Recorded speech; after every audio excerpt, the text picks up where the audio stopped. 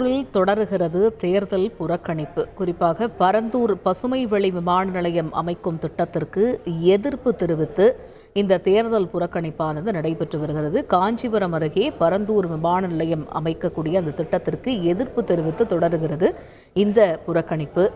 இன்னமும் 40 நிமிடங்கள் தான் இருக்கிறது வாக்குப்பதிவு நிறைவு பெறுவதற்கு. இந்த நிலையில் ஸ்ரீபெரும்புதூர் நாடாளுமன்ற தொகுதிக்கு உட்பட்ட ஏகனாபுரம், நாகப்பட்டு கிராம மக்கள் தொடர்ந்து தேர்தல் புறக்கணிப்பில் ஈடுபட்டு வருகிறார்கள்.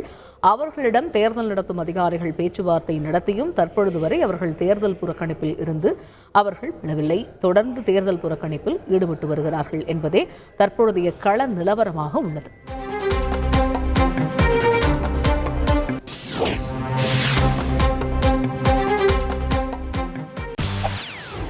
செய்திகளை உடனுக்குடன் தெரிந்து கொள்ள உடனே சப்ஸ்கிரைப் பண்ணுங்க.